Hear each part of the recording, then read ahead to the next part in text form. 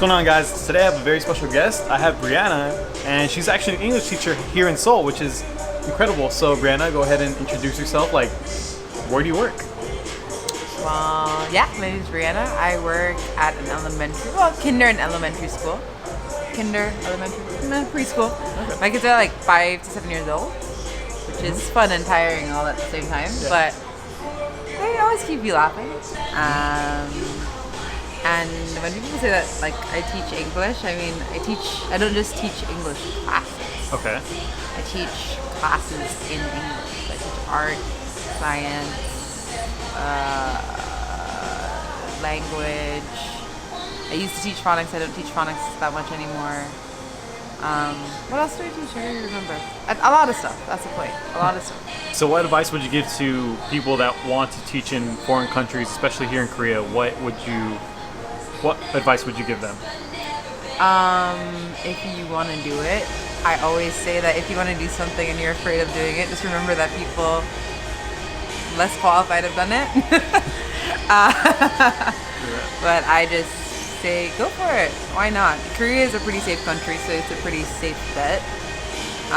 You wouldn't think that, that it is a safe country, but it's very safe. But yeah, I'd say go for it. Go for it. There are a lot of opportunities around the world. What are some of the top places that you would say are best to teach at in Korea? I would say places in the city. If you go to the countryside, you get a different kind of vibe. It's slower and can be quite peaceful, but being far removed from stuff is kind of hard. So I would recommend being near cities. I currently live in Bucheon, which is like maybe 30 minutes outside of Seoul. I'd recommend Incheon. Incheon's right where the airport is. Anywhere in Seoul typically is a good bet. Busan or Daegu, just because those areas are kind of used to foreigners. Although you go to places like Daegu, it might be a little bit up for grabs, but there are a lot of places that are like hubs. There's lots of transit and stuff like that in those areas, so it's easy to like get around.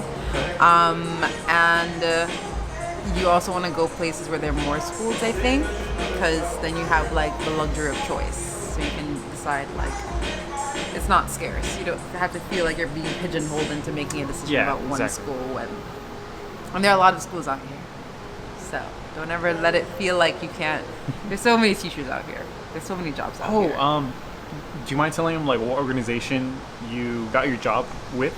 Oh yeah, I came through a organization called CIEE, and their program, I went through it because a friend of mine had gone through it, and it's kind of like a broker type situation where you pay them to kind of facilitate your stuff. You still have to do some work with it, but in general, I usually see it as an investment to have someone like an expert that's been doing this before, to be able to lead you along and kind of a fallback. Someone can help you plan more efficiently. I know some people, there are ways to do it for free. I think Corvia is a consulting company that does it for free, I think, if you're coming out of the country.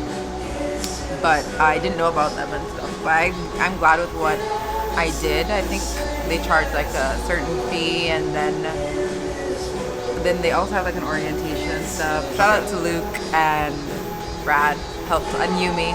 They helped a lot. How long have you been here in Korea? I got here mid-July of last year, so 2021. Yes. And I was in quarantine. They still had quarantine at that point in time, so I was in quarantine for 2 weeks, and then I started working the first week of August. So I just passed. And do you plan on staying here in Korea for another year, or? Yeah, I plan on staying for another year. It's pretty cool to live here, honestly. Very, very interesting. And I'm not like, the people are, they're nice. They're nice enough. I'm kind of someone that kind of does my own thing, so it doesn't really bother me that much. But it's cool. It's like comfortable and safe, which is a lot better than I can see for a lot of places. Yeah, it's very safe here. Like I can walk alone places without. That's very true. without protection. It's crazy. Kids are on the bus Yeah, without kids their are. parents. Kids walk to school. I think we've seen like what, 5-year-old kids. They just hopped on the bus one day. Like they were like 7. Yeah, They're that's crazy. 7. And they all have phones because no one steals here. And smartwatches. Oh my god.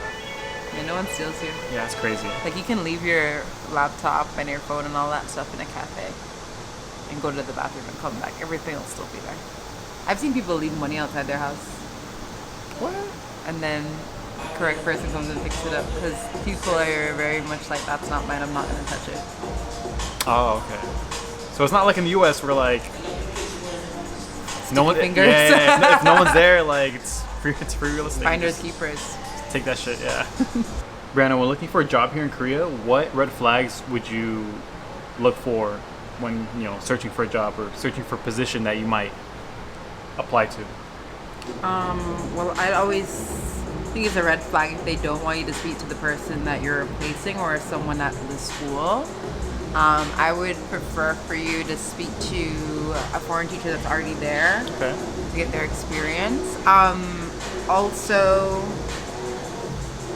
remember, like here, it's not like the US, guys. I should tell you that it's not like the US, where if you sign a contract, then you're like pulled in a way. It is, but you are still within like your right to leave or whatnot. But a lot of red flags include like that. And if payments start, like someone tries to, I guess, kind of like schmooze or just kind of talk to you to be like, oh, like the pay will be a little bit late this time type thing. When someone trying to like mess with your money type thing. I find that, not trying to be a stereotype or anything, but I feel like people are afraid of confrontation, especially in Korea. So if you're very upfront about things, they'll know kind of not to play around with you. That's been my experience at least. Because here it's very much about saving face and being nice and stuff like that. But then at the same time, it's business, It is. That's true. They need to make money somehow. So. Right. And being asked to do something that you're not necessarily contracted to do, like if you're working more than you're supposed to in your contract, but they're not giving you overtime, just like regular red flags, I think. Yeah. And just like keep your eye out for like manipulative tactics, like just trying to guilt trip you or something. Okay, so those are things you need to watch out for. Yeah. Brianna, what's your experience like as a young Black woman here working in Korea? It's been good for me. I know some people have trouble because you kind of get stared at sometimes. I know that when we go out, you notice it a little bit more than I do because I'm kind of like blinders on when I'm going anywhere. It doesn't bother me that much, but it bothers quite a few people that I know. I think in general, once you realize that you're a foreigner here, and they're gonna stare regardless, you kind of become numb to it. Okay. I feel really safe here, more or less, which is great.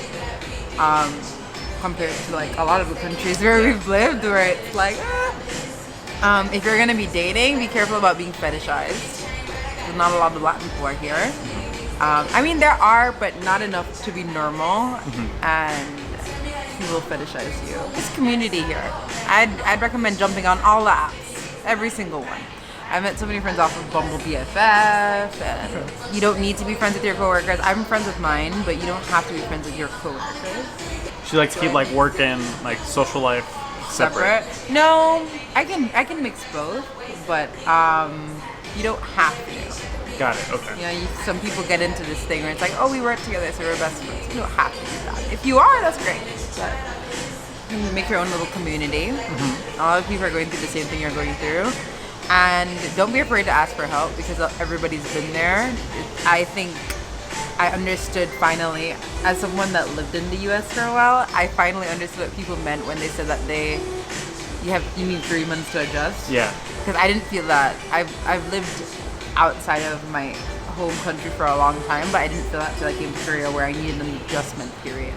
Thank you, Brianna, so much for your time. This is great. Thank you so much for your input, so people can know about, you know, what's it like teaching here in Korea, what, you know, what organizations are out there, so people can actually look and maybe apply for jobs if they want to come work here.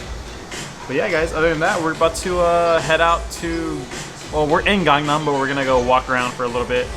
Other than that, guys, see you guys later.